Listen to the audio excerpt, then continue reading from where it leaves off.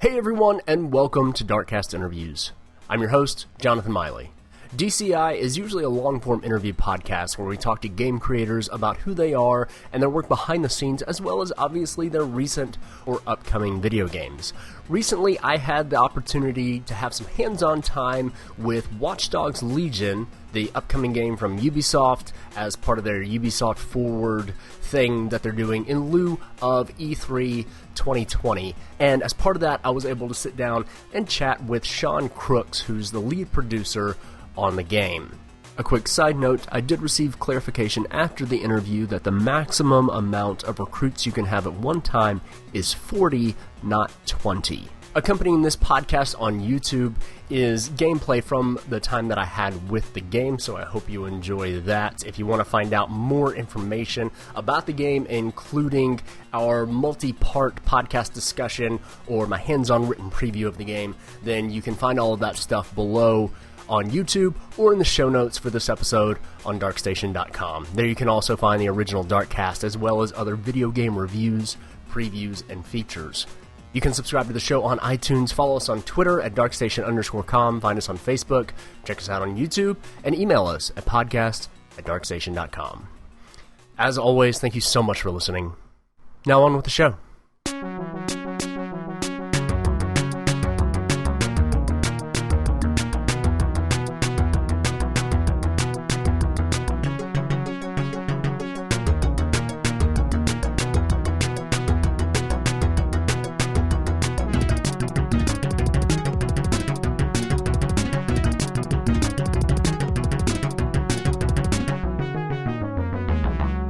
Sean, thank you so much for sitting down with me and chatting about Watch Dogs Legion. First of all, can you just say kind of who you are and what you do for the game? No problem, my pleasure. My name's Sean Crooks. I'm the lead producer here in Ubisoft Toronto, working on Watch Dogs Legion. Fantastic. So Toronto, that's the studio that brought us, what, Splinter Cell Blacklist, right? Exactly, yes. Fantastic. Did you work on that game? I didn't. My last game, I was associate producer on Watch Dogs 2 in Montreal as my previous project. You were about to be my favorite person, but stolen away by Watch Dogs. Okay, so I've got a bunch of questions. We don't have a lot of time, but we're going to try to get as many of these things answered as we can. First of all, does DedSec stand for anything? Actually, no. It stems from the origins of the Watch Dogs franchise, where basically DedSec was kind of a small hacking resistance movement back in Watch Dogs 1. And I don't know if you follow the series much, but it's kind of been like a progression of an idea. So in Watch Dogs 1, these were small, isolated individuals that felt like they would fight back against injustice. In Watch Dogs 2, they became more of a small collective, a small group of people that fought back against big corporations. And then in Watch Dogs Legion, we wanted to take that, that idea and make it the next level. So what if that is now no longer a small group, but it's an entire city or a population that feels like they need to right the wrongs? And we wanted to talk about what it means to group together as peoples and fight back against things like oppression, etc. Awesome. Why London then?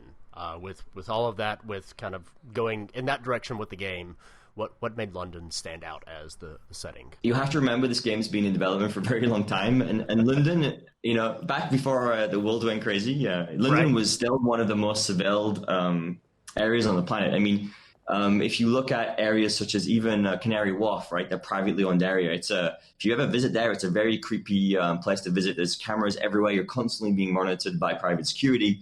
And when you start looking at areas of London like that and how it feels to be there, you start to realize, what if the whole city of London was that bad? And then everything was private. And then we kind of built on that idea, that concept, and that's what exploded into having, London, being completely oppressed by private security, crime lords controlling the vacuum that is left with an absence of government. So that's kind of what led us there. Very cool.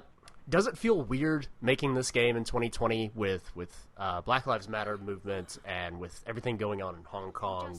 Like, does it feel like it hits too close to home? I mean, throughout history, through many civilizations, cultures, countries, cities, the basic concept that people can club together and change something for the better of everyone, it stands no matter the time, I think. And this is the message that we want to focus on. We have a near future London that is being repressed by private military. And we have people's losing jobs to automation. We have choices being made about nationality based off that oppression. So, when we kind of come up with this idea, this is the story in our London that we want to tell. But for sure, it speaks out to that basic concept that people, if they get together and collect their voices and make an action, they can make, substantial change, regardless of the context. So going into some of the game mechanics, and one of the things that I didn't notice were the botnets or any sort of kind of meter on your ability to hack stuff. Is there a returning meter, or was that gone for the demo? Or so we kind of said, what if instead of looking directly at the hacker and their tools, what if just the people and the abilities and what they can do become your limiting factor, right? So this is now why we made large changes since last E3 to add more and more abilities on people and make them more different and have them, carry more exclusive abilities to give you different play styles, different approaches, many options, tons of replay value. We decided to focus on that. So depending on who you have, they may have longer or shorter cooldowns, things like this. But it depends on your playstyle. If you like direct access to hacking with drones and you want more time with those, you could look around the world for a drone expert, which could deploy their own drone with a unique set of abilities that you can use for that approach. But what if you wanted fast hacks, or you want to do speedy downloads as objectives? And you can find a black hat hacker. They have speedier download abilities in the world. You find one of those, you're going to be able to speed up all of your download hacks in a location and wait a lot shorter time than everyone else. But maybe you won't have the ability to deal with as much firepower on your exit, right? So the cool thing is you can choose how you want to play. I don't think we've ever offered this amount of variety in terms of approach based on the changes we made to the players. Anyone with a variety of abilities, from taking into account people's jobs, they now matter. So now you can wear uniforms and access locations based on where you used to work. So now, the amount of abilities you can find on a person, what abilities you find on a person, and the fantasy that builds, we think is a way stronger driving force to freedom of gameplay than we've ever had before. That was really cool. That was actually one of my favorite parts. I was able to infiltrate a construction site and then an Albion guard place. I don't remember what it exactly was, but I was able to get through both of those without resorting to violence, because I had people from both of those groups that I could send in, and that was really cool. Perfect. And actually, to even jump on that, if you look in the world, some people come with a full selection of less than lethal weapons. So actually, if you wanted to complete the game less lethally, or you wanted to focus on a less than lethal team, you can. We provide those options. Like the street artist, if you find the street artist, I think they have a paintball gun and paint grenades to distract people, so you can do non-lethal combat, that kind of stuff. So it supports that playstyle too. That's awesome. So do you know how many different types of specialties there are in the game? Is there a number, or at least a number that there's more than? Actually, the crazy thing about the way we built the Players Anyone an ability set is actually it's also not just the number of abilities, it's the combinations. Because you can go in the world and you can find, say, using my favorite example, because I didn't even know this existed until this week and I found it by accident, a manicurist, someone who paints people's nails. They have paint, so they have paint grenades because they can throw paint at people. Of course they can, that's what they do. But that gives you an example of someone who's got this cool distraction ability to throw paint grenades and stun guards and then be able to do takedowns. But then if you want to walk up that scale and use my previous example of, say, the street artist, they can have a gas mask, and they can be immune to gas, and they can have a paintball gun. So if you start to layer those different abilities, you start to create a range of fantasies that are completely adapted to whatever playstyle you want to choose. So it's not just about the number of abilities. It's the combinations of them and who they apply to, and the characters and fantasies you can build in the world. Because we kind of said, well, if we could kind of simulate a world where everyone, what they liked, who they were, what their private lives were like, what jobs they were, actually meant something, and we could build ability sets and give them weapons, even if you look around the world, people like bus drivers, you can have them spawn with London buses, for example, as part of their set. Spies have their spy cars. So even these little touches start to create an idea that everyone, when you profile them and read them, gives you new and interesting surprises and encourages you not just to, play only the story, but to explore the world and look for these opportunities. That's really cool. So are all those citizens, are they handcrafted by developers? Are they procedurally generated? So there is a limited number of as people grow more abilities, we do try and we call it curate a few, just to make sure that we can create some very specific, really cool ones that we can push to you from time to time to help you along in your progress. So we do that, and that's called the skilled recruit system, which you'll have seen, which will be those green icons. But everything else is systemically generated, and even today, like I said, I find some stuff that I didn't even know we could do. It's combos of abilities, jobs, and I kind of browse the world, and I see a person, I look at their job, and like, oh, we actually do that, and I profile them, and they have like, crazy things assigned to them, and I'm laughing right now. I'm laughing a lot. The team did a really good job with that. I'm pretty proud of them. So have they been procedurally generated, or are they procedurally generated like every time you play the game? I'm going to blow your mind. They're not even procedurally generated. Okay. They're generated based off demographic data. It actually works backwards. Oh. So let me take City of London. It's full of banks, right? So you're going to have a lot of people spawning as in those kind of industries and those kind of jobs, lots of suits, lots of people working in corporations and banks. So if you see a lot of people spawning who work in banks, you're going to see a lot of suits.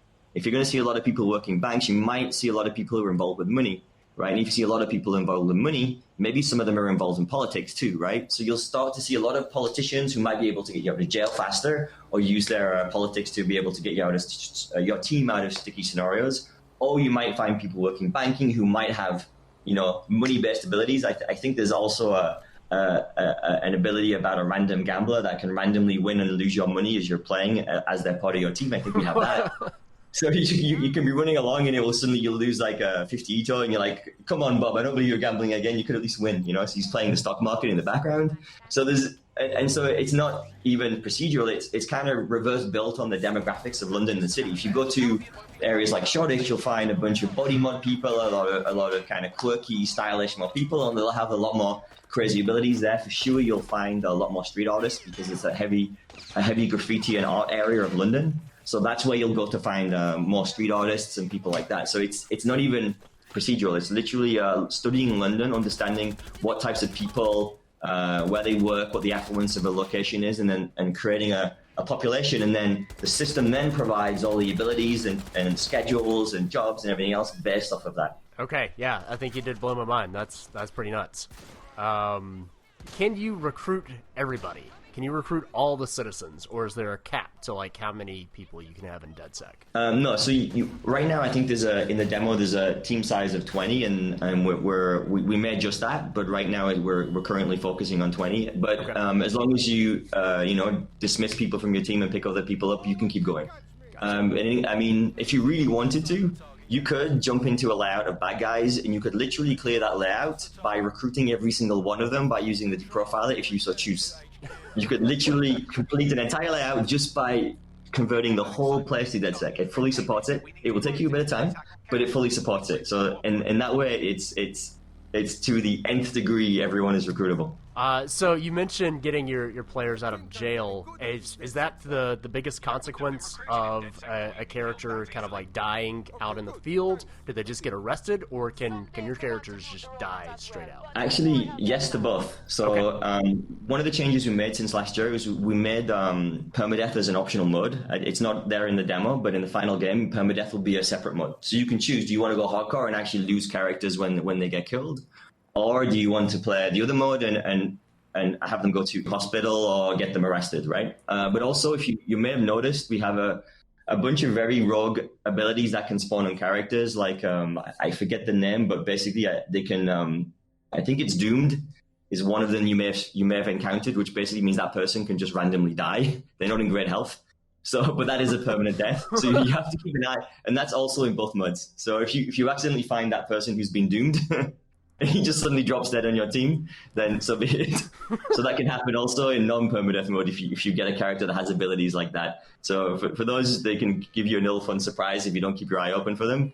But also, like I said, in the permadeath mode, death is permanent. Gotcha. But actually, even on top of that, I don't know if you saw the other cool things. Like we've got characters in there that have hiccups and flatulence. I mean, you can be sneaking through a layout, then your guy will suddenly hiccup, then the guard will turn around, and then the whole stealth approach is like game over. We've tried doing streaming sessions internally of us trying to do a layout with the hiccups, and it's hilarious. I did not see that. That is wild. I do not know what you guys have made. This is crazy. Honestly, some days I don't. I play the game and I see stuff, I'm like, who the hell made that? Where did that come from? It's amazing. The guys deserve a lot of credit. That's awesome. Do you have a personal favorite besides the manicurist? But do you have a personal favorite class or citizen or something like that? Actually, because I'm British, I like the soccer hooligans. Obviously, it's my favorite with their crazy takedown headbutts and their soccer shirts. I'm a Liverpool fan, and that's not a London-based team, so I'm a bit sad about that. But you know what? That's fine. But no, they have pretty cool stuff. They have abilities such as if you take them to the bar and get them drunk, they can punch twice as hard, and they can have immunity no matter how drunk they are. It's pretty fun concept. And also, I mean, I had a just to go back to the systemic stuff. I had a crazy thing happen the other day where I was giving a demo and the person wanted to find a hooligan, and I was like, okay, so you can find those in bars, and they're like, okay, but I don't have any bars on my map. I'm like, okay, wait a second, didn't you just profile a bartender? And they're like, oh yeah, hang on. So they find the bartender again. I'm like, well, they've got to go to work at some point, right? They go, oh yeah. So they open the deprofiler, they look at their profiler, they look at what time they go to work. So they follow them, they go to the work for 3 o'clock, and there's the bar. We go in the bar and we find the hooligan. So that was, I mean, I didn't even know that worked. I just thought logically when I was watching the person play, I was like, oh, hang on, you know what? This will probably work. Let's try it. We tried it, and the deprofiling, the scheduling system, and the way everyone is on their own personal schedules works really well. Wow. I'm not sure where to go from there. I get just a few kind of final random questions. What are adversaries? I took one out while I was playing, but I don't know what it actually was. So adversaries are people that you've encountered that you may have had a rough time with. So basically anyone you encounter, the game remembers and stores. And sometimes it makes an effort to drop them along your path as you progress through the game, just so you start to recognize people that you may have seen before. So there's a good chance that it will start someone that you've had an altercation with that didn't go too well. And then if it happens a bunch of times, they'll make an adversary for them because you've had multiple encounters with this person, for example. Interesting. So maybe you met an Albion guard in a layout, and the next day they reposted him to a different Albion facility, and you bumped into him again. Maybe you took him out that time, and now he's particularly not happy with you, and you can create adversaries that way.